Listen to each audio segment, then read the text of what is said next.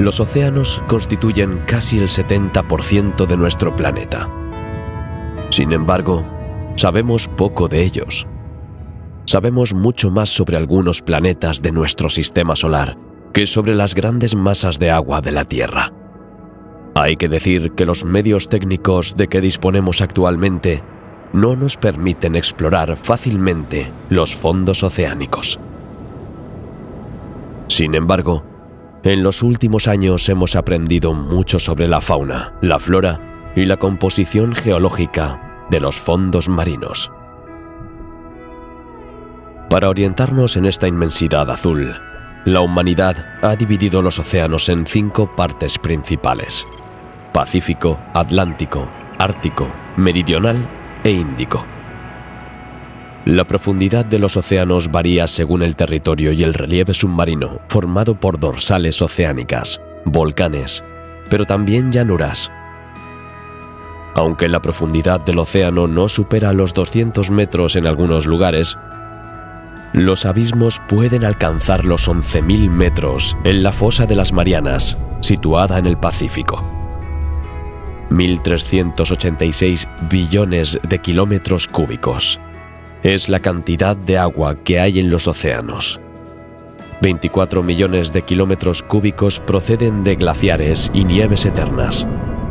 Y eso sin contar los lagos, estanques, pantanos, ríos, la humedad del suelo y el agua de la atmósfera. El agua es uno de los elementos más importantes de nuestro planeta. Pero nuestro planeta no siempre ha tenido el aspecto actual, ni mucho menos.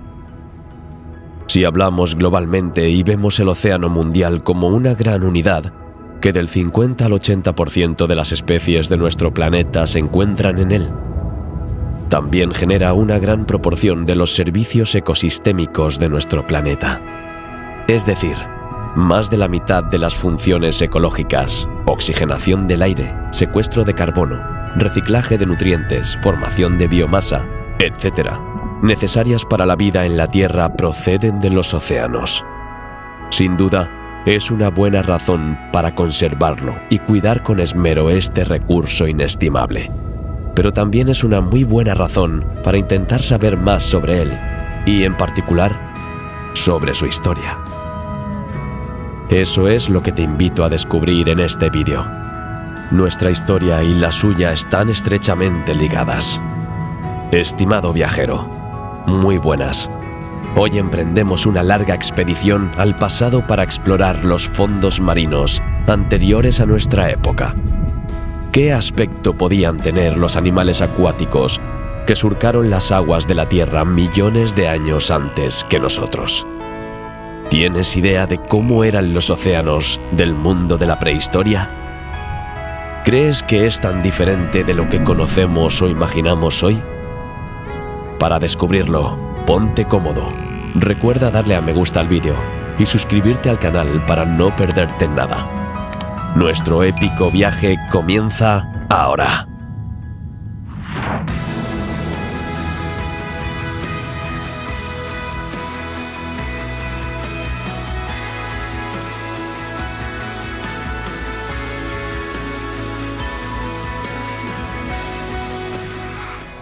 $3 billones de toneladas de agua. Esto es probablemente lo que le valió a la Tierra el sobrenombre de planeta azul. Sin embargo, no siempre ha sido tan rica en agua. Hace unos miles de millones de años, aún era solo roca. Aunque todavía no estamos totalmente seguros de la fecha en que nació el océano, sabemos desde 1999, gracias al descubrimiento de un circón, que el agua ya estaba presente en cantidad hace 4.500 millones de años. En efecto, la cristalización de este mineral requiere necesariamente el elemento agua en estado líquido. Este circón tiene 4.400 millones de años. Además de su impresionante antigüedad, este circón es una prueba irrefutable de que el agua estuvo realmente presente durante este periodo. Sin embargo, remontarnos aún más atrás y encontrar pruebas irrefutables de cuándo se formó el primer océano, el océano primitivo, sigue siendo difícil. La causa de la formación de los océanos sigue siendo objeto de debate entre los principales científicos.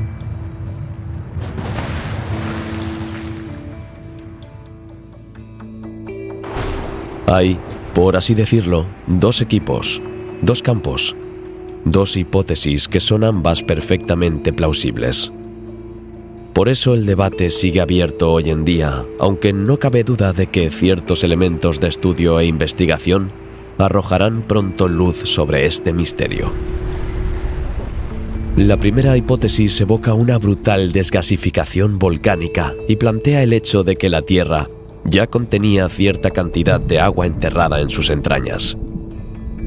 El agua terrestre estaba incrustada en el propio magma de las capas profundas de la Tierra. Los meteoritos, al chocar con la Tierra, también trajeron este elemento esencial para la vida: el agua. La Tierra de los primeros milenios es muy diferente de la que conocemos hoy. No hay agua ni oxígeno. No es más que roca. Una enorme roca en medio del universo sin vida. Está constantemente bombardeada por todos lados. Paradójicamente, son estas colisiones e impactos múltiples los que han desencadenado ciertos acontecimientos. En un primer momento, los planetoides que se precipitan hacia la Tierra y la bombardean constantemente harán que la roca se caliente y se funda.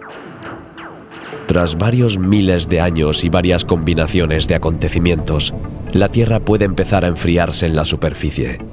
Sigue estando muy caliente y a alta presión, pero ya no brilla. Si la Tierra es una auténtica roca fundida, también está plagada de volcanes. Como has visto, la corteza original de nuestro planeta ha sido bombardeada repetidamente por meteoritos, y esto ha acabado teniendo consecuencias. Ha despertado los volcanes y agitado los géiseres. Imagina toda esa presión y calor liberándose de golpe por toda la Tierra. El vapor que se desprende es colosal y forman nubes gargantuescas. Cuando la Tierra por fin empezó a enfriarse, se dieron todos los parámetros para que estas nubes se desprendieran de su agua. Un diluvio de agua, día y noche, noche y día, durante varios millones de años. Lluvias torrenciales cayeron sobre la Tierra. Por fin aparecen océanos, lagos, ríos. El planeta revela una nueva cara.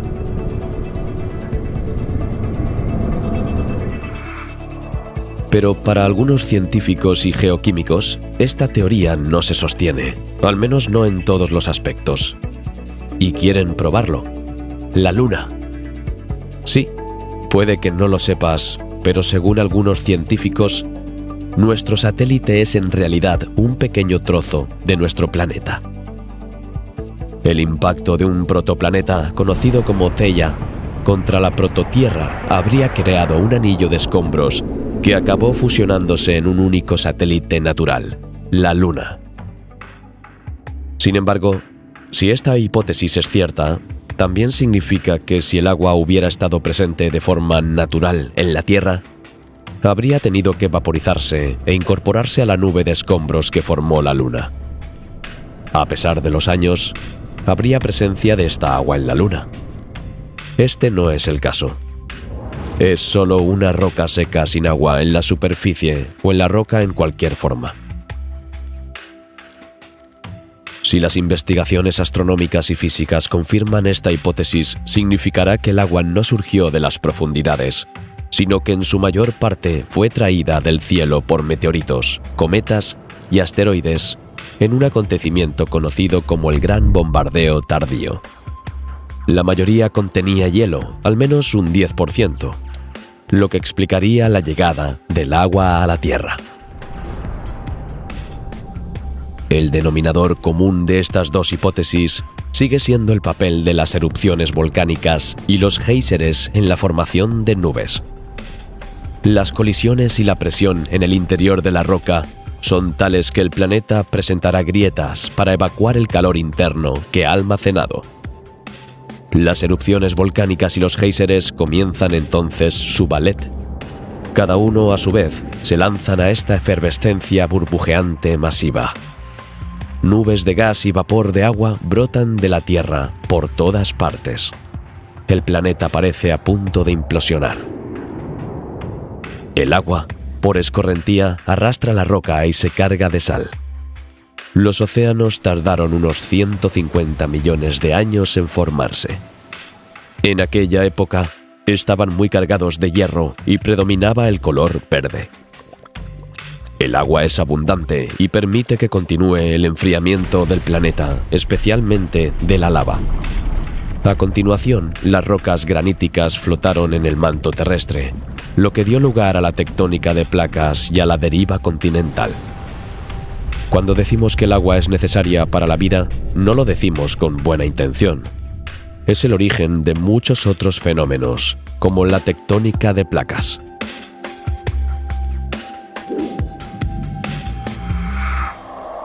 Hace unos 360 millones de años, la distribución de la Tierra y el mar era muy distinta de la que conocemos hoy. Esto ocurrió mucho antes de la creación de Pangea. Durante el período cámbrico, en la primera fase de la era paleozoica, el océano Iapetus separó América del Norte de América del Sur y África, que quedaron unidas, denominándose Gondwana. El océano Reik separa la costa africana del continente báltico. Otros océanos, como el Panthalassa y el Palaeothetis, cubren una zona muy extensa entre el norte de China y Siberia. A lo largo de millones de años, los continentes se han separado, los océanos se han expandido y se han abierto a otros. La Tierra se separó y nacieron los microcontinentes. Así ocurrió en el Devónico con Avalonia, que incluía Canadá, Inglaterra, Gales, Francia y Dinamarca. En el Carbonífero, el norte de China se redujo y quedó aislado de los demás continentes y microcontinentes. Durante el Pérmico comenzaron nuevos movimientos que acercaron las masas de tierra hasta formar Pangea. En el Triásico, el océano Tetis fue cortado. Comenzó a abrirse, desembocando en el océano Atlántico y rompiendo Pangea.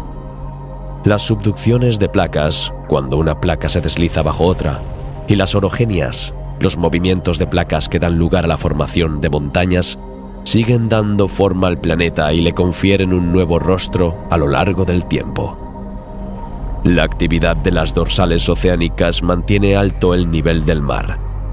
Algunos continentes están cubiertos por mares poco profundos.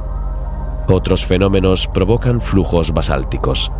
Los continentes se separan uno a uno. La tierra y el agua parecen estar en perpetuo movimiento. Cada uno de estos movimientos llevará a los continentes un poco más a la deriva para formar el mundo tal como lo conocemos hoy. El eón paleozoico, y especialmente el primer periodo del Paleozoico, el Cámbrico, marca un verdadero punto de inflexión para la vida en la Tierra. Hasta entonces, los organismos unicelulares eran los únicos que poblaban nuestro planeta. Ninguna de ellas tiene una célula concreta que pueda, por ejemplo, producir órganos internos. Son protozoos de cuerpo blando. Se alimentan a través de la membrana celular, que es su propio cuerpo. El Cámbrico marca un cambio extraordinario y sin precedentes: el nacimiento de los organismos pluricelulares. Además de la aparición de estos nuevos seres vivos, el Cámbrico también es sinónimo de una explosión de la vida que proliferó durante este periodo. En resumen, lo que hay que recordar sobre la era cámbrica es que la vida pulula y se diversifica por todo el mundo. Los animales siguen siendo en gran medida organismos de cuerpo blando, pero sus células diferenciadas les permiten adaptarse a su entorno y evolucionar. Aparecen órganos internos y externos específicos: ojos, patas, antenas, aparato bucal, aparato digestivo, sistema nervioso. También se establece una cadena alimentaria que favorece el desarrollo de la vida en el océano.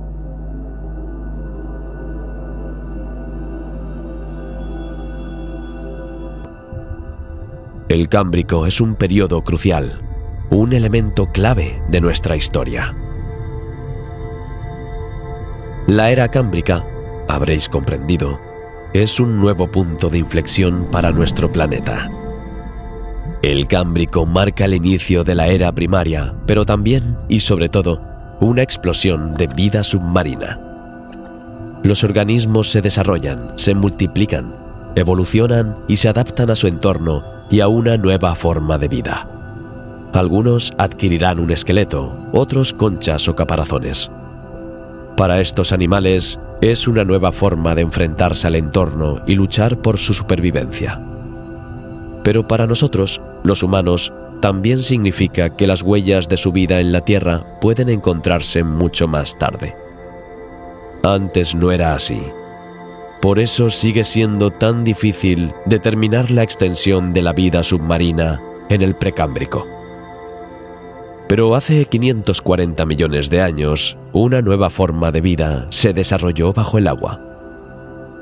Finalmente pueden dejar impresiones de conchas o rastros de sus esqueletos, elementos que se fosilizarán con el tiempo y se convertirán en los primeros testigos de la historia submarina. Para descubrir esta historia y conocer a los primeros organismos vivos del Cámbrico, voy a llevarte a Canadá. Allí, una roca de 525 millones de años ha dado sus más bellos tesoros prehistóricos. Cuando hablamos de animales prehistóricos, es más probable que pensemos en el Jurásico, con la ayuda del cine, o en el Cretácico. Sin embargo, muchos otros animales, igual de fantásticos e importantes, han marcado la historia de la Tierra. Vamos a Canadá. Aquí estamos, en las montañas rocosas del Parque Nacional de Yoho, en la ladera occidental del Monte Stephen, en Canadá. Fue aquí donde, en 1909, Charles Doolittle Walcott, paleontólogo británico, hizo un descubrimiento absolutamente increíble. Había tal cantidad de animales marinos fosilizados que se le dio un nombre: Fosa del Mar de Burgess. La cantidad es grande, casi 65.000 especímenes fósiles en total, pertenecientes a 120 especies diferentes. Pero la cantidad es igualmente espectacular. La mayoría de los fósiles están un poco dañados. Es raro tener un esqueleto entero perfectamente conservado. El tiempo ha pasado factura, y los cambios geológicos y climáticos han influido inevitablemente en los restos del pasado. Sin embargo, en la fauna de Burgess, el tiempo parece haberse detenido. Las huellas son notables porque también pueden verse las partes blandas del animal en cuestión, lo que es muy poco frecuente. El fenómeno puede explicarse por la lenta descomposición de los animales. Los esquistos en los que se hallaron los fósiles no se formaron gradualmente, sino a través de una serie de brutales e intensos flujos de lodo. Las partes blandas quedaron aisladas del oxígeno del agua, lo que ralentizó la descomposición de los cuerpos. El enterramiento rápido y la descomposición lenta son la combinación ganadora para conservar los fósiles durante millones de años. Ahora que ya conoces estos primeros fósiles, vamos a dar un paseo por la memoria. ¿Estás listo para ir al Cámbrico? En la escala del tiempo geológico, ahora tenemos entre menos 359 y menos 299 millones de años. Como puedes ver, las cosas parecen muy diferentes. La temperatura media mundial es de 25 grados centígrados. Aunque este tipo de clima parece suave, no hay vida en el suelo. Mira los continentes. Todo es roca, vacío y soledad hasta donde alcanza la vista. Esto se explica fácilmente. En este momento de nuestra historia, la capa de ozono es tan fina que no protege al planeta de los rayos ultravioletas del Sol. Cualquier esperanza de vida en la superficie habría muerto, víctima de nuestra estrella solar. Las aguas son relativamente cálidas y la atmósfera contiene poco oxígeno y muy poco CO2. A pesar de las difíciles condiciones, han permitido que prolifere la vida. Esto sigue siendo imposible en el continente, pero el océano está lleno de todo tipo de especímenes marinos. Los primeros animales fosilíferos, es decir, capaces de dejar huellas fósiles, llegaron al océano. ¿Quién iba a pensar que la invención de la concha y el caparazón tendría tanta importancia? Los invertebrados eran los reyes y poblaban la mayor parte de los mares cálidos y poco profundos. Las primeras algas verdes se desarrollan como puedes ver. Son algas unicelulares o pluricelulares. Estaban restringidas a las orillas y costas, donde formaban una corta alfombra, como nuestras briofitas modernas. Estas algas sirven de base alimenticia a un gran número de especies. La naturaleza creó las primeras cadenas alimentarias con consumidores primarios, vegetarianos, y secundarios, carnívoros y depredadores. Adentrémonos en las cálidas aguas del Cámbrico para descubrir estos fondos marinos. Se pueden ver gusanos, esponjas, moluscos y equinodermos. Estos grandes grupos de animales siguen presentes en la actualidad. Pero hay grupos que no sobrevivieron y acabaron desapareciendo. Estos son los que examinaremos en primer lugar. Empecemos por el trilobite. Los trilobites deben su nombre a la forma de su cuerpo. Constan de un lóbulo medio y dos lóbulos laterales. Viven cerca del fondo marino. No son fáciles de ver en el fondo marino. Aquí hay un espécimen pequeño de unos 5 centímetros. Es un Chotecops fernandini. Algunos miembros del grupo de trilobites son mucho más pequeños, de solo 1 milímetro. Otros ejemplares más grandes pueden alcanzar los 70 centímetros. Este Chotecops fernandini parece bastante frágil en este entorno complejo y primitivo. Sin embargo, está perfectamente adaptada a su entorno. Sus ojos están dotados de numerosas facetas que le permiten ver a 360 grados. Impresionante, ¿verdad? Sin duda, esta facultad le ha permitido buscar alimento con mayor facilidad. Probablemente pudo sobrevivir a la extinción masiva que se produjo a finales del Pérmico, la última fase del Paleozoico en las aguas saladas del océano. Por desgracia para él, no se aventuró en agua dulce y por tanto, no sobrevivió.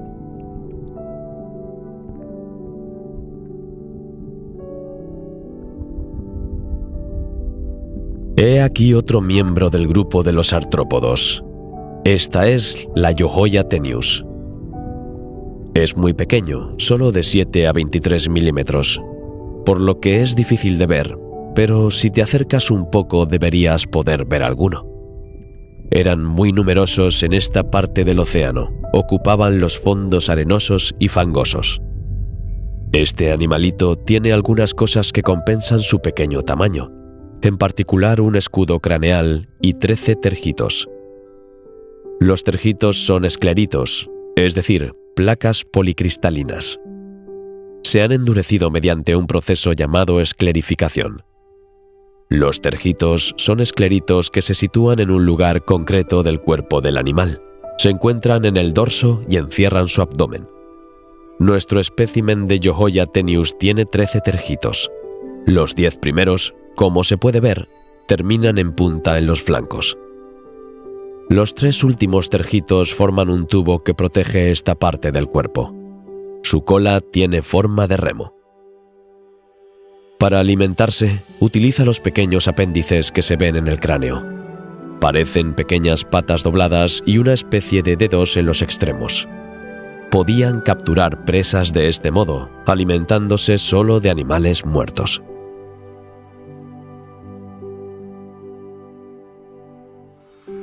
Ahora viene el último del grupo, el Canadaspis. Sin embargo, no es el menos importante, ya que se cree que es uno de los crustáceos más antiguos. Como puedes ver, Se desplaza caminando por el fondo marino. Se alimenta del bentos. Utiliza sus apéndices para remover el barro y encontrar comida.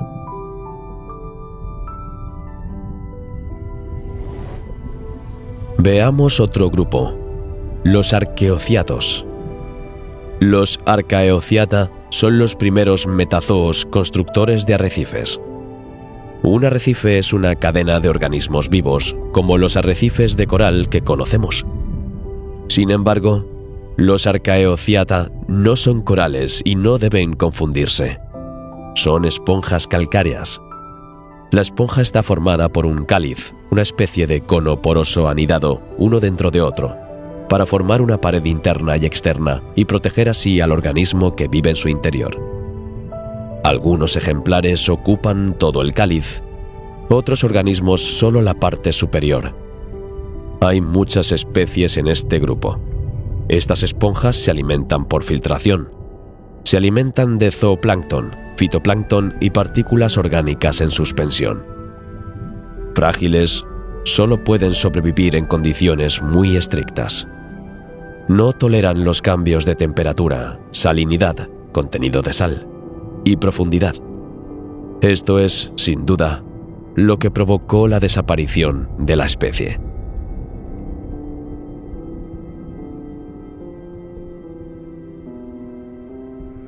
Es probablemente el primer superdepredador de nuestro planeta. El Anomalocaris no es muy estético y le falta un poco de encanto. Pero para alimentarse, es mejor ser poderoso, hábil, rápido o estratégico que mono. Este extraño camarón mide aproximadamente 1 metro de largo. El Anomalocaris tiene 2 grandes ojos negros que le permiten interactuar con su entorno. Su vista no es muy clara y probablemente no percibe muy bien el paisaje a distancia, pero sus ojos le permiten descubrir a sus víctimas. Su boca es un verdadero degollador. Tiene placas óseas afiladas para aplastar a sus presas. Volvamos a la superficie y dejemos que este Anomalocaris se ocupe de sus asuntos. Simboliza perfectamente el enorme salto evolutivo de los organismos vivos desde el Cámbrico. Abandonaremos la era cámbrica para encontrarnos con los animales acuáticos de la siguiente era, el Ordovícico. El Ordovícico es el segundo de los 6 sistemas geológicos que componen el Paleozoico. Diferenciar las capas geológicas nos ayuda a comprender y apreciar mejor el entorno en el que nos encontramos. Hasta el siglo XIX, el Cámbrico precedía al Silúrico. Luego, en 1879, Charles Lapworth comprendió que había otra fase entre ambas. El océano global y la Tierra se enfriaron. Aparecieron enormes yacimientos de petróleo y gas. También se produjo una nueva explosión de biodiversidad submarina. Por eso, era esencial diferenciarla de las otras 2. En la escala temporal geológica, el Ordovícico se sitúa entre hace -485 y -443 millones de años. La Báltica y Laurentia colisionaron. Hacia el final de este periodo, Gondwana estaba cerca del polo y cubierto en gran parte por los glaciares. En este momento de la historia de nuestros océanos, el nivel del mar era más alto que en el Cámbrico, y las temperaturas habían subido algo hasta los 30 grados en la superficie del globo. El número de géneros y familias de seres vivos se triplicó o incluso cuadruplicó en comparación con el periodo anterior. La llegada del Ordovícico también estuvo marcada por la aparición del Lapetugnathus fluctivagus. Pertenece a la familia de los conodontos, ya extinguida. Esta especie se parece finalmente a una especie que conocemos hoy en día, la anguila. Lo que lo diferencia es su cabeza y sus dientes. Durante mucho tiempo, los únicos fósiles encontrados fueron sus dientes. A partir de ahí, era difícil imaginar el resto de su cuerpo basándose en una simple mandíbula. Desde entonces, disponemos de algunos elementos que han permitido definir la parte blanda y, por tanto, estimar que es similar a una especie de anguila.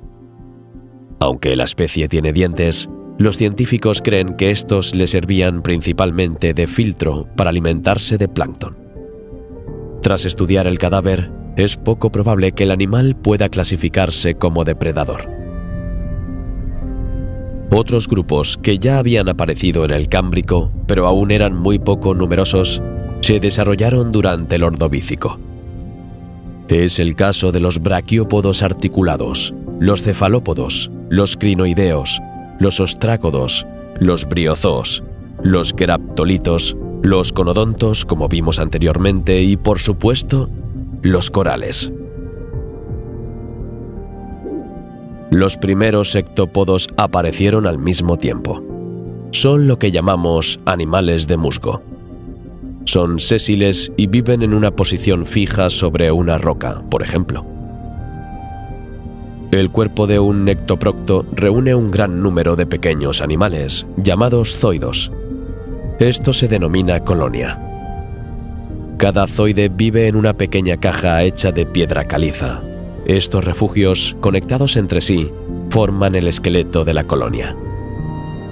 Las colonias pueden adoptar diferentes formas, como coral, musgo o encaje.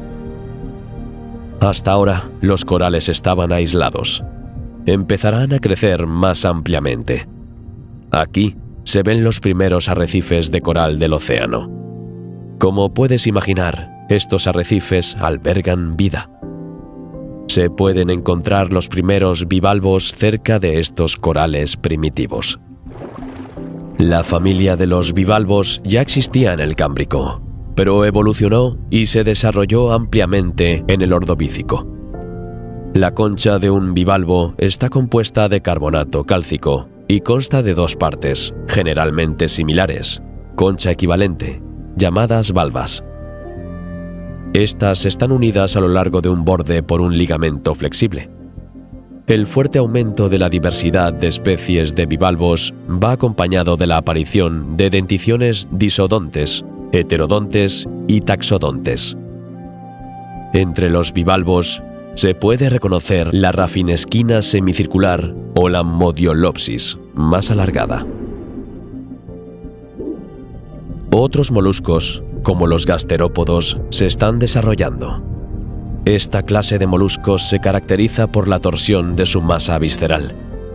Tienen una gran variedad de formas, pero en general se reconocen por su característica concha dorsal retorcida y univalva cuando está presente. Tienen un pie y una cabeza bien diferenciados. Su pie está aplanado en una amplia suela ventral, lo que les convierte en excelentes nadadores. Su cabeza tiene ojos y una rádula. Aquí hay un Strepsodiscus y un poco más allá, una Chippewaela, ambos caracoles acuáticos. Ahora me gustaría presentaros a otro animal de concha, pero este es mucho más grande y conocido por su destreza en la caza. Ortoceras solía crecer hasta tamaños enormes. He aquí una de las mayores ortoceras de su especie, la Ortoceras gigante.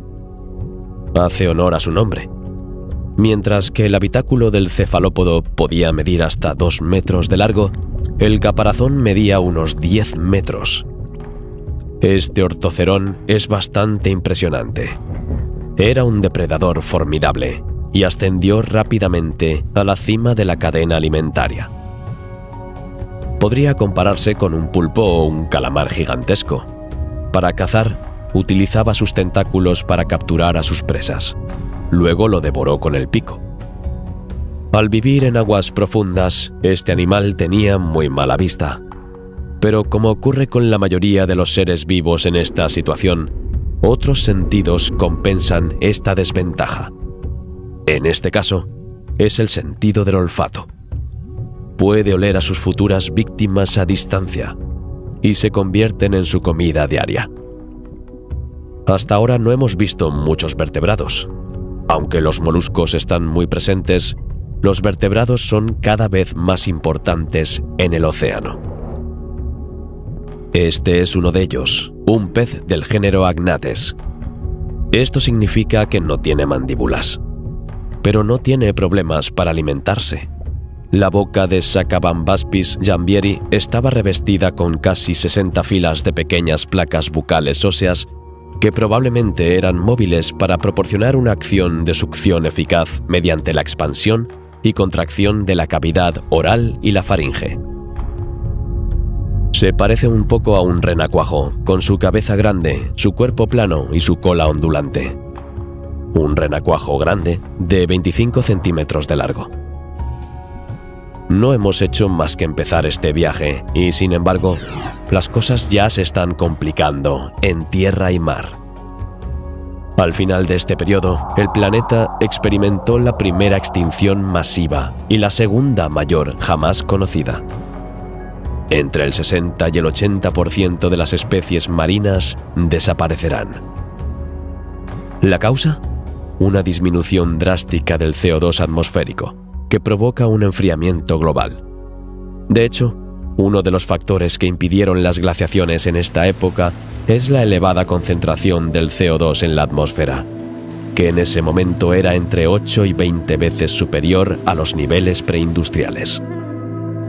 Es difícil establecer la causa exacta, pero una hipótesis plausible es que las plantas no vasculares se asentaron y desarrollaron en tierra durante el Ordovícico superior. Este importante cambio en la biosfera habría acelerado el proceso de meteorización por silicatos en los continentes. Este proceso, al fijar cantidades muy grandes de dióxido de carbono, habría provocado un descenso de la temperatura de la Tierra y el desarrollo de los casquetes polares. Las consecuencias continúan, ya que las capas de hielo aumentan el albedo de la Tierra, reflejando más rayos solares y agravando así el descenso de la temperatura. Otra teoría es que una gran actividad volcánica continental ha provocado flujos basálticos en la provincia ígnea de Katien. Esta inclinación se sitúa en la transición entre un periodo en el que las masas continentales estaban muy dispersas y el clima era cálido, y un periodo frío que comenzó durante el Catiano y culminó con la glaciación hirnantiana provocada por la migración del supercontinente Protogondwana hacia el Polo Sur. Estas actividades volcánicas habrían liberado grandes cantidades de CO2 a la atmósfera y habrían sustituido las rocas graníticas por llanuras basálticas. ¿Cuál era el problema? Las rocas basálticas se erosionan mucho más rápido que las graníticas, lo que significa que almacenan mucho más CO2 atmosférico. Pronto, el nivel de CO2 atmosférico cayó por debajo de los niveles de actividad prevolcánica. Sin embargo, esta glaciación provocó un descenso del nivel del mar de varios cientos de metros. La temperatura media global de la superficie descendió de 30 a 10 grados centígrados. Las criaturas que habían establecido su hogar en las profundidades oceánicas habrían sido testigos del enfriamiento y la reducción de su hábitat y se habrían encontrado sin salida. La tasa de extinción de familias de animales marinos en el Ordovícico superior a lo largo de unos 20 millones de años es la más alta registrada en la historia de la Tierra, con unas 20 familias por millón de años. La glaciación duró entre 1 y 35 millones de años. Los supervivientes lo habrían tenido difícil para recuperarse de estas aguas químicamente hostiles. Una vez que el nivel del mar comenzó a subir de nuevo, los niveles de oxígeno disuelto en el agua disminuyeron, aumentando la absorción de metales tóxicos en los océanos. Esta anoxia habría matado a muchos de los supervivientes de la primera ola de extinción. Tras esta extinción, llegó una nueva fase geológica, el Silúrico. A lo largo de millones de años, el CO2 se reinyecta gradualmente en la atmósfera terrestre, calentando el planeta y poniendo fin a la edad de hielo. Tras esta extinción masiva, la vida vuelve a proliferar en el océano. Prolifera y se diversifica. Se pueden admirar arrecifes de coral, sobre todo cerca de las costas del océano Panthalassa y los del Paleothetis, en fondos marinos poco profundos. El clima es suave, con una temperatura de 20 grados centígrados. Los corales, especialmente el rugoso y el tabulado, prosperan en el mar. El primero tiene un esqueleto calcáreo, un elemento rocoso. Era solitario y cada vez es más colonial, de ahí la formación de arrecifes. Para el segundo, su exoesqueleto, un esqueleto externo, está hecho de calcita. ¿Te has fijado en el pez que acaba de separarse de nosotros, moviéndose detrás de los corales? Es el Pharyngolepis oblongus. Pertenece a la familia de los anápsidos. Mide unos 25 centímetros de largo. Aunque tiene aletas anales y caudales, no tiene aletas pectorales, sino espinas óseas. Probablemente sea una forma de protegerse de los depredadores para este pez que se alimenta en el suelo, en el fondo del mar. Un poco más adelante, verás otro tipo de pez que también habitaba esta parte de los océanos. Estos peces sin mandíbula forman parte de las especies que vivían en agua salada, pero también en el agua dulce de los ríos. ¿Notáis el escudo craneal de esta Teleapsis tessellata? A pesar de su forma de aguja en gran parte del cuerpo, se trata efectivamente de un pez. Tiene dos aletas que le permiten moverse en el agua. También hay otros peces del mismo tipo, como el Cephalapsis, que disfruta en los estuarios. Se alimenta de detritus. Lejos de estar en la cima de la cadena alimentaria, se protege de los depredadores gracias a su escudo craneal. Pero esta no era su única utilidad. De hecho, su escudo tenía placas sensoriales a lo largo del borde y el centro, que se utilizaban para detectar la presencia de gusanos y otros organismos excavadores en el barro. Pero durante este periodo no se trataba solo de peces sin mandíbula, sino todo lo contrario. Uno de los aspectos más destacados del Silúrico es la aparición de mandíbulas en los peces vertebrados. Los primeros peces en tener esta famosa mandíbula, que comienza en el segundo arco branquial, fueron los acantoidos, con aletas espinosas, y los placodermos, cuya parte anterior del cuerpo estaba encerrada en un caparazón óseo. Algunos de estos peces tenían un esqueleto óseo, otros eran más cartilaginosos. Son numerosos y muy diversificados en esta rama. Aquí puedes ver Cheiracanthus murchisoni. Pero centremos nuestra atención en este Climatius. Es un tiburón espinoso. Era buen nadador, pero también un buen cazador. Se alimenta principalmente de otros peces, pero no es exigente a la hora de comer un crustáceo. Lo que sorprende es precisamente su mandíbula. La mandíbula inferior está equipada con muchos dientes afilados. Al menor signo de desgaste, los dientes se caen para dejar sitio a un nuevo diente perfectamente afilado. La mandíbula superior no tiene ningún diente. Otra clase de criatura marca el Silúrico. Estos son los euriptéridos. Ya existían en el Ordovícico, pero el Silúrico fue su mejor momento. Es durante este periodo cuando son más numerosos y, sobre todo, más variados. Aquí está uno de ellos, un Acutiramus. Este hermoso ejemplar ya mide 2,5 metros. Es el mayor artrópodo conocido hasta ahora.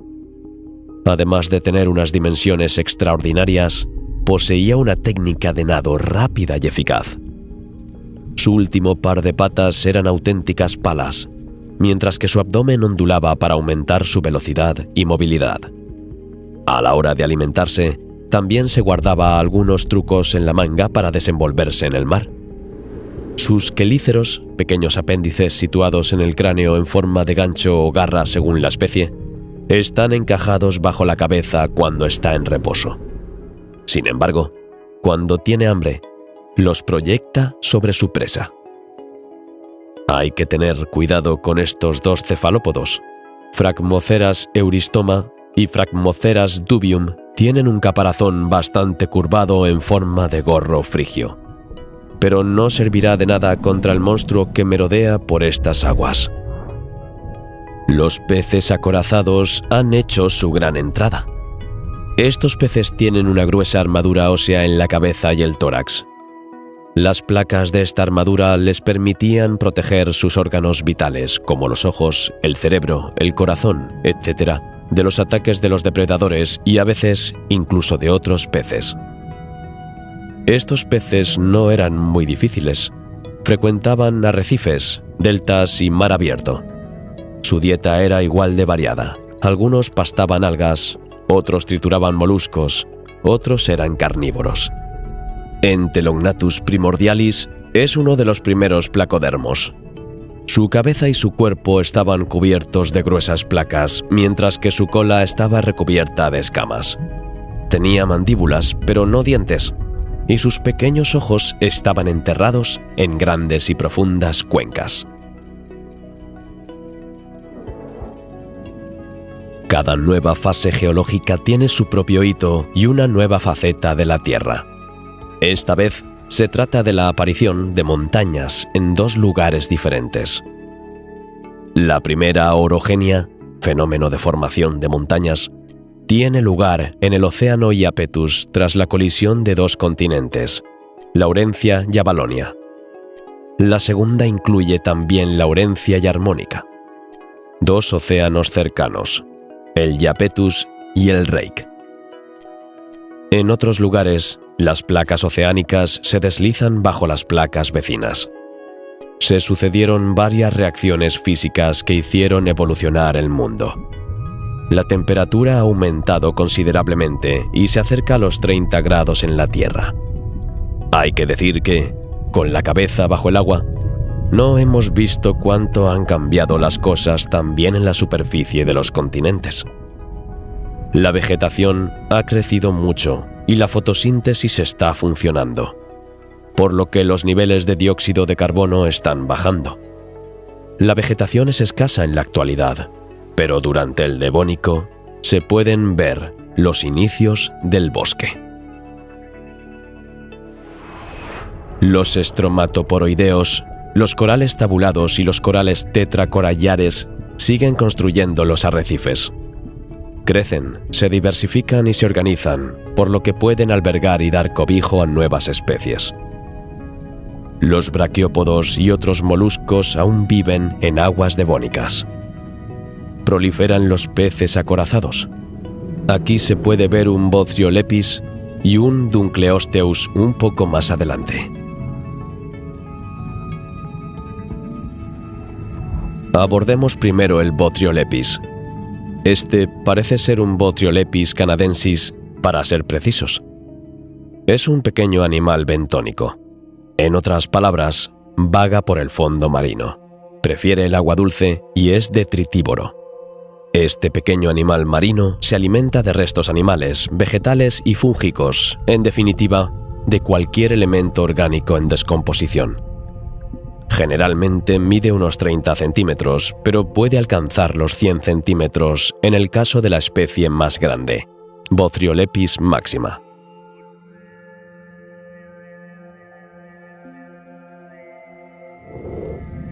Echemos un vistazo más de cerca al Dunkleosteus, que pertenece a la familia de los placodermos. Dunkleosteus era un pez acorazado. Aunque los peces acorazados aparecieron en el Silúrico, reinaron en el Devónico. Se convirtieron en los reyes de los océanos y acabaron con los euriptéridos gigantes, que hasta entonces habían sido los depredadores más peligrosos. Uno de los más largos y formidables de estos peces acorazados es el Dunkleosteus. Este pez cartilaginoso es uno de los primeros del género Chondrixties. Tiene aletas pareadas, orificios nasales pareados, escamas y un corazón con cámaras en serie. Puedes ver las aletas. Van en pares a cada lado de su cuerpo. Tiene ojos bastante grandes y dientes pequeños pero afilados. Se alimenta de peces y puede vivir en grupos. Esta debe ser Cladoselache elegans, A pesar de su tamaño, entre 60 y 180 centímetros, es la presa favorita del behemoth marino. Los peces de aletas radiadas siguen poblando los océanos, como este Actinopterygio cheirolepsis. Otros, como los peces de aletas carnosas, han experimentado una evolución extraordinaria. Estos son los peces pulmonados. Además de respiración branquial, estos peces tienen pulmón. Este tipo de peces tiene morfologías muy diferentes. Aquí hay una Lepidorhisen paradoxa. Bastante largo, tiene una aleta mediana que rodea la parte posterior del cuerpo. También tiene aletas pectorales y pélvicas, pero parecen más bien filamentos. Aquí hay otro congénere de la misma familia, Neoceratodus fosteri. Es mucho más corpulento, pero sigue perteneciendo a la misma familia. Otra característica especial de este pez es su capacidad para respirar al aire libre con tanta facilidad como descendiendo a una profundidad de 30 metros bajo el agua. Es capaz, por ejemplo, de arrastrarse por el fango o, en el caso de ciertas especies de peces pulmonados, de crear una madriguera en el fango, haciendo un capullo al segregar un moco que parece asimilarse a un tejido vivo con propiedades antimicrobianas. Sin duda, todas estas extraordinarias capacidades le han ayudado a sobrevivir a pesar de los cambios climáticos y físicos que ha sufrido el planeta a lo largo de millones de años.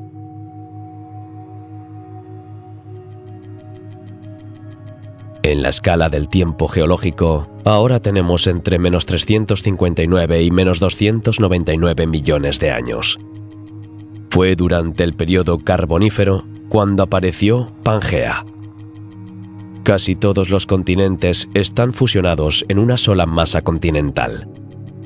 Otro elemento a recordar de esta fase geológica es la importante transgresión de las aguas cálidas del Paleotis hacia las plataformas continentales. Esto permitió el desarrollo de muchos arrecifes de coral. La erosión también conlleva muchos cambios. Favorece la formación de montañas, pero también de vegetación. Por tanto, la cantidad de CO2 disminuirá considerablemente y, al mismo tiempo, bajará la temperatura del planeta, que ahora es de unos 15 grados centígrados. Mientras la familia de los artrópodos, como el trilobite que descubrimos en el Cámbrico, pierde impulso y llega a su fin, otros especímenes marinos siguen evolucionando. Como consecuencia de la formación de arrecifes de coral, prolifera la población de ciertos grupos de animales marinos. Braquiópodos, equinodermos y moluscos, por ejemplo, residen en estas aguas cálidas. He aquí un miembro de la familia de los braquiópodos, el Productus subaculeatus. Su caparazón es muy pequeño, de entre 12 y 24 milímetros solamente.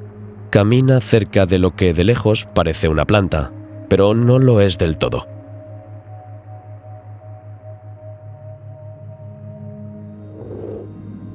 Los crinoideos tienen una morfología que recuerda a la de una planta. A este parecido deben su nombre. Crinoide significa lirio de mar. El tallo puede ser más o menos largo y las raíces están unidas al fondo marino. En el otro extremo se puede ver a una corona. Consiste en los distintos brazos ramificados del crinoideo. Es un verdadero refugio para muchos animales marinos, como los gasterópodos. Si sus brazos forman un refugio, también le permiten alimentarse de plancton por filtración. El tallo es un esqueleto calcáreo.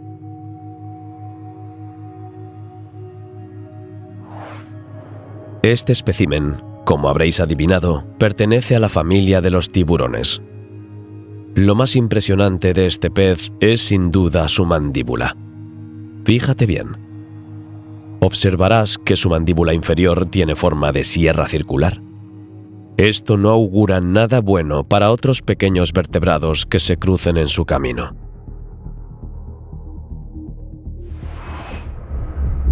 Otra familia de tiburones con formas bastante extrañas es la de los Stetacanthus. Este es uno de ellos, un Stetacanthus altonensis. Su aleta dorsal parece un yunque. Era para ahuyentar a posibles depredadores o un amuleto para la época de cría. Es difícil de decir. Este ejemplar es uno de los primeros peces cartilaginosos que nadaron en el océano. Comparte esta pequeña hazaña con el Cladoselache y el Gladbacus. Le gustan mucho los peces pequeños, pero también los anfibios primitivos, que podía cazar sin mucha dificultad. Llegamos ahora a la última fase geológica del Paleozoico, el Pérmico. Este periodo se sitúa entre menos 299 y menos 251 millones de años. Pangea ha terminado. La temperatura oscila entre 15 y 18 grados centígrados. El oxígeno en la atmósfera seguía aumentando, sin duda, gracias a la vegetación del continente, que seguía conquistando cada kilómetro cuadrado de superficie. Los arrecifes son un auténtico criadero marino. Son esenciales para la supervivencia de muchas especies. Los corales, por supuesto, les ayudan a desarrollarse, pero no son ni mucho menos los únicos. En esta zona intertropical se puede ver una gran esponja amarilla. No es una roca, sino una esponja gigante.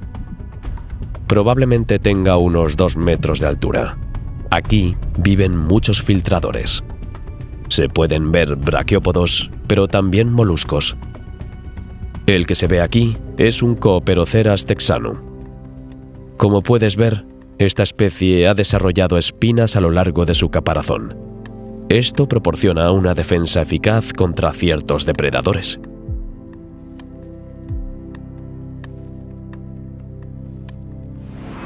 Estos peces de esqueleto cartilaginoso existen desde hace varios millones de años y siguen desarrollándose en el Pérmico. Tienen músculos adaptados para nadar, órganos sensoriales cada vez más desarrollados y una poderosa mandíbula. Ibodus es muy similar al tiburón que conocemos hoy en día. Podía alcanzar los 2 metros de longitud. Depredador excepcional, su morfología le permitía cazar muchos tipos de presas. La forma de sus dientes sugiere que se alimentaba tanto de peces como de otros animales marinos. He aquí otro ejemplar de la misma familia. A pesar de su aspecto, el Orthocanthus es un tiburón primitivo. Tiene un cuerpo bastante largo y delgado, pero también dientes afilados.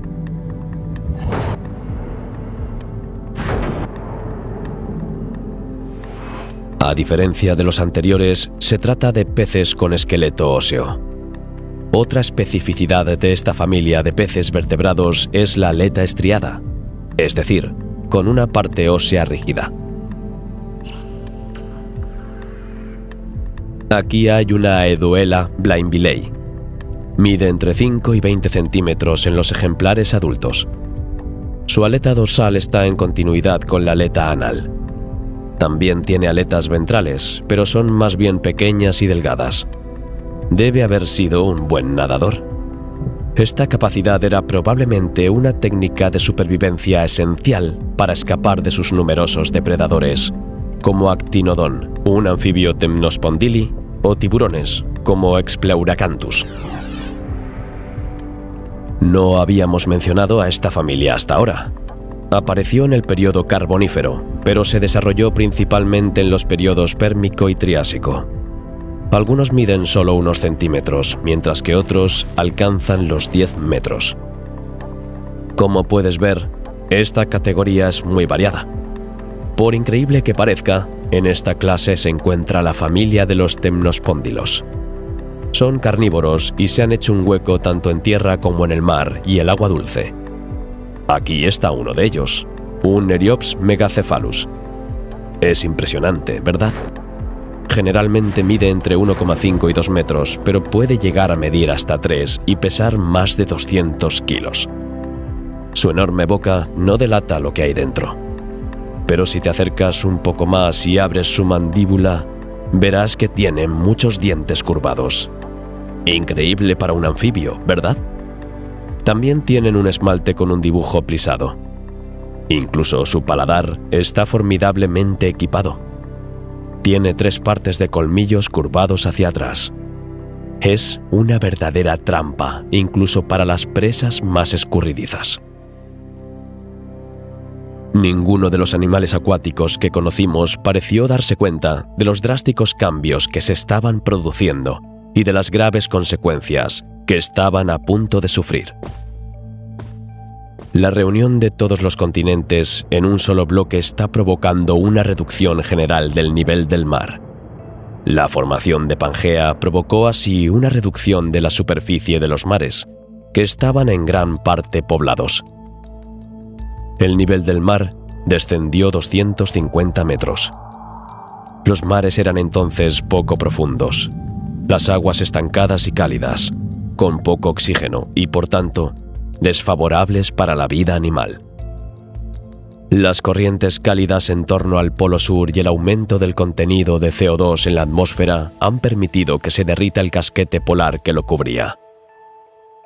Los casquetes polares ya no existen, o son demasiado escasos, para reflejar la energía solar hacia el espacio.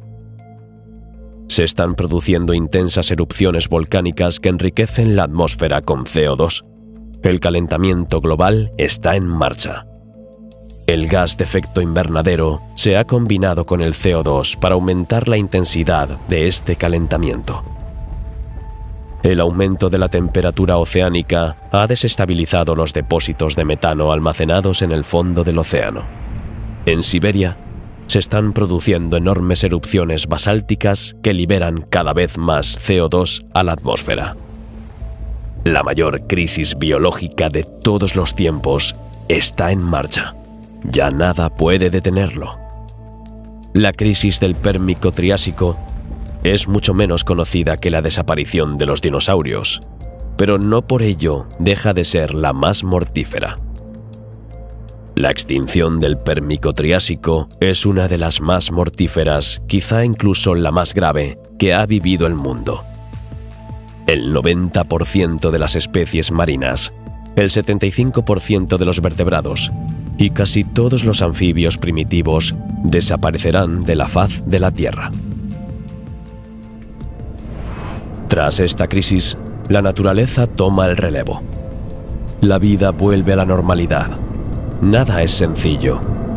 Lleva su tiempo. Pero la naturaleza es increíble. Estamos entrando en la era mesozoica. Tiene entre 251 y 66 millones de años. Si el comienzo del Paleozoico marca un punto de inflexión para los organismos vivos gracias a la aparición de células específicas, el Mesozoico fue testigo de la aparición de nuevas especies como los mamíferos, las aves, los dinosaurios, por supuesto, y las angiospermas. Estas últimas son plantas que pueden formar flores y luego frutos. Este fenómeno tuvo un enorme impacto en el ecosistema de la Tierra. Dividido en 3 periodos, el Triásico, el Jurásico y el Cretácico, el Mesozoico comenzó en un único continente, Pangea. Después, en el transcurso de los periodos, las tierras se disgregarían, se separarían y se alejarían, creando el mundo geográfico que conocemos hoy. En el periodo Triásico, todos los continentes estaban unidos en una sola tierra, llamada Pangea. Pero poco a poco, 2 grupos se separaron para formar Laurasia y Gondwanalandia. El clima se volvió más cambiante. Hay zonas tropicales, zonas más templadas y zonas secas y áridas. También parece haber veranos e inviernos más marcados. La fauna y la flora se han adaptado a estas nuevas condiciones. En la base de la cadena alimentaria se encuentran las esponjas, los pólipos y los crinoideos. Los insectos también se hicieron cada vez más abundantes, sobre todo en el Jurásico. Estos animales permiten que otros sobrevivan, especialmente los peces. Se trata de la primera fase del Mesozoico. En la escala del tiempo geológico, el Triásico se sitúa entre hace menos 252 y menos 201 millones de años. La temperatura media es de 18 grados centígrados, pero puede variar de una región a otra. Algunas son desérticas, otras monzónicas. Las zonas heladas están muy poco pobladas, mientras que las templadas son ya más habitables. Pero es sobre todo en las zonas tropicales donde la vida es más efervescente en el océano. La atmósfera está compuesta por un 18% de oxígeno, pero contiene muy poco CO2, solo un 0,25%. El clima era más cálido. A lo largo del Mesozoico, la Tierra no experimentó ninguna glaciación. El océano intenta repoblar los arrecifes, el primer hábitat submarino de muchas especies acuáticas. Los corales tetracoralianos han desaparecido en gran medida. Poco a poco, los corales hexacorales van ocupando su lugar.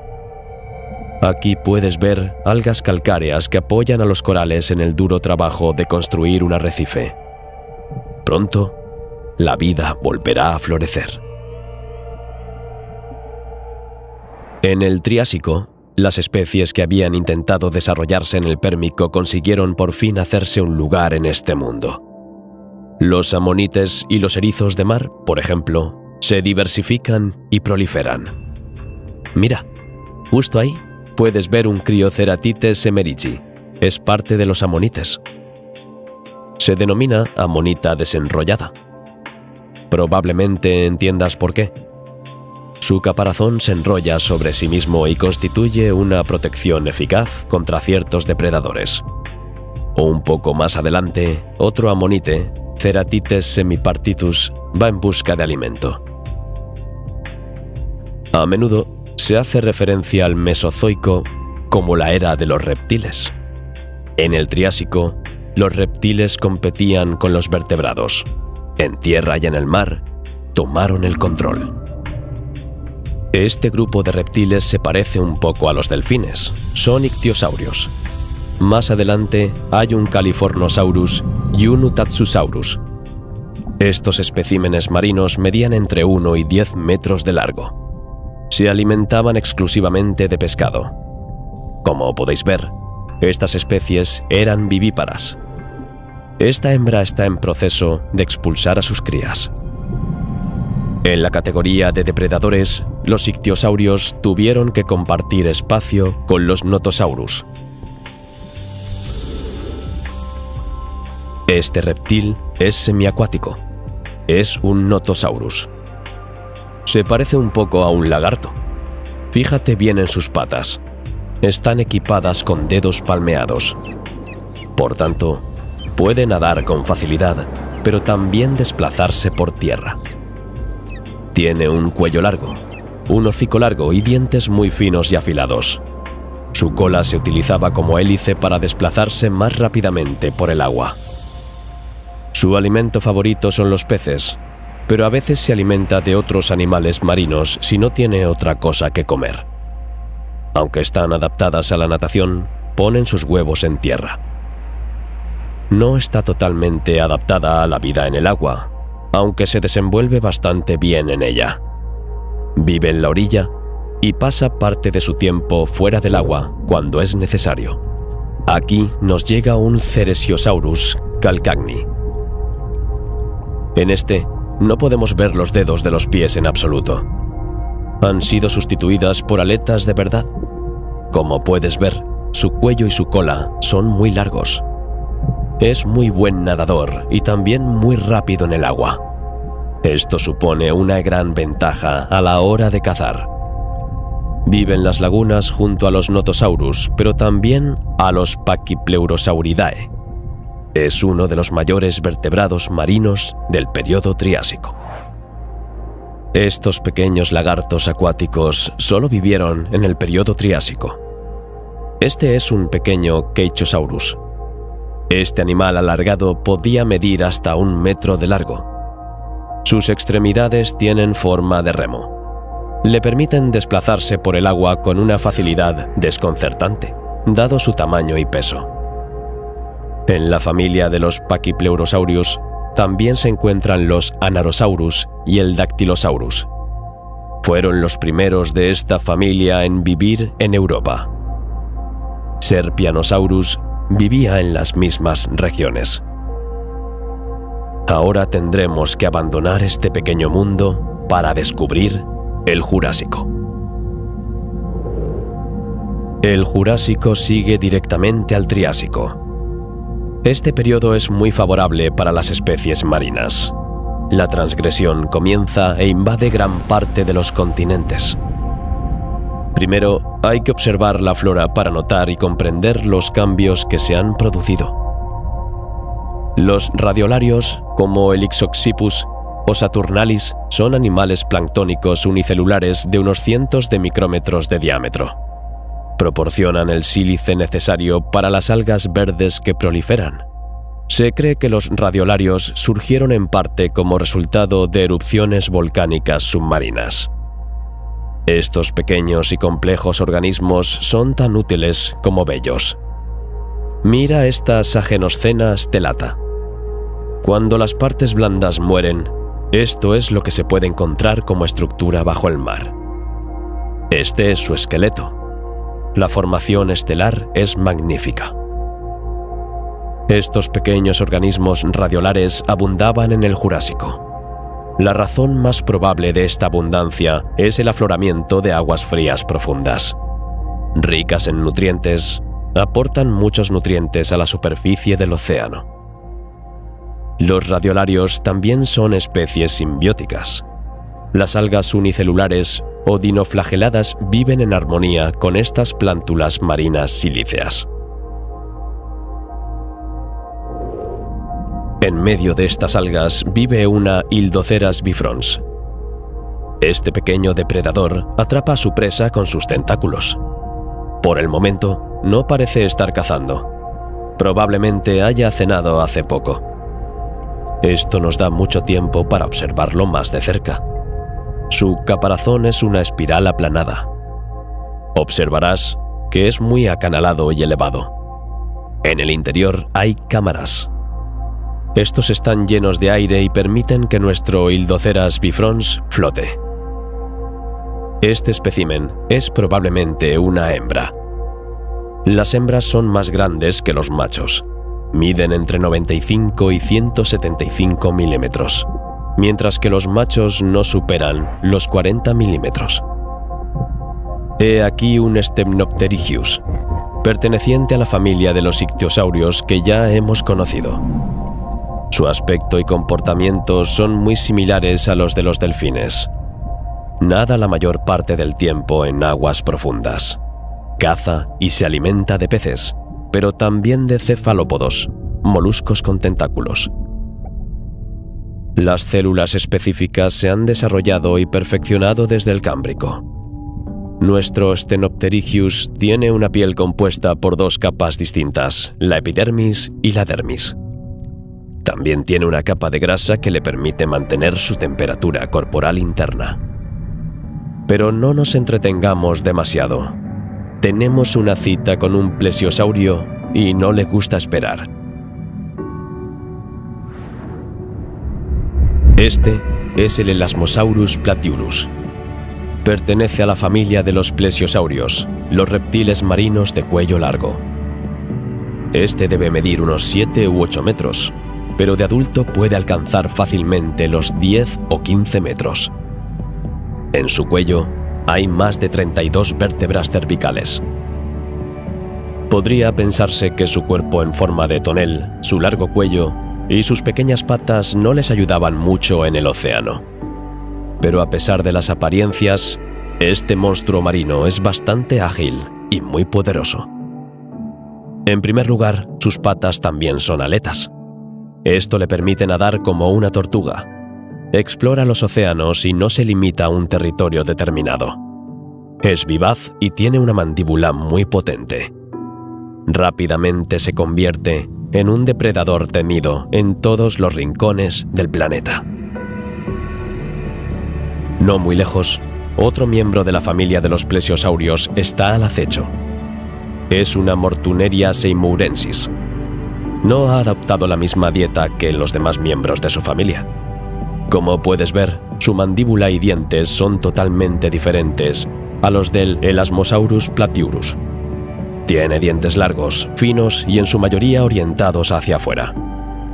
Tras varios años de estudio e investigación sobre el esqueleto de uno de ellos, ahora sabemos que este ejemplar concreto de plesiosaurio se alimenta a la manera de las ballenas barbadas, por filtración. Cuando abre la boca, toma una gran cantidad de agua que contiene krill, camarones diminutos, pequeños peces o mariscos pequeños. Rechaza el agua a través de los dientes y conserva su desayuno.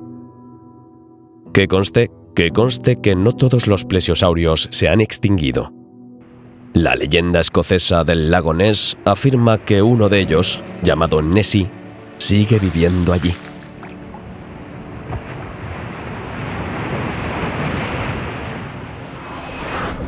Las algas microscópicas que forman parte de la cadena alimentaria marina crecen a un ritmo asombroso. No se pueden ver a simple vista, pero esta agua está repleta de coccolithoporida. Se trata de un alga verde unicelular rodeada por un caparazón o test calcáreo formado por discos.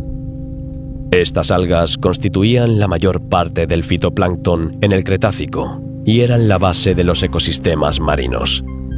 Benefician a los grandes grupos de invertebrados aún presentes en el Cretácico. Los moluscos como los amonites o rudistas, las esponjas, los equinodermos como los holoturios, los crinoideos o las esponjas y los nidarios, medusas, corales, se multiplican y diversifican. Más numerosas, permiten a otros animales, sobre todo vertebrados como peces, tiburones y reptiles marinos, sobrevivir, multiplicarse y desarrollarse a su vez. En la cima de la cadena alimentaria están los reptiles. Los ictiosaurios declinan en favor de los plesiosaurios y los mosasaurios.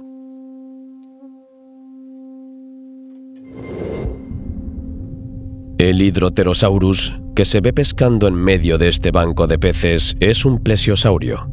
Mide 13 metros de largo. Su cabeza solo mide 33 centímetros, pero su cuello tiene nada menos que 60 vértebras. Utiliza sus extremidades como remos. Puede moverse en vertical, horizontal e incluso girar con sus patas con aletas. Solo necesita acelerar el paso para impulsarse hacia una presa y capturarla. Este animal es impresionante. Mira cómo se mueve. Pero volvamos un poco a la superficie. ¿Ves ese reptil? Es un Mosasaurus. Le ha echado el ojo a ese pteranodón. El pájaro está ocupado observando un banco de peces y no ve que está a merced del reptil. Lo coge en una fracción de segundo. Este mastodonte es un Tylosaurus mosasaurus. Está cerca de un monitor y de una serpiente. Todo parece estar sobredimensionado. Tiene una morfología adaptada a la depredación. Incluso su cola es increíblemente musculosa. Está equipado con 2 pares de aletas y estas son muy eficaces.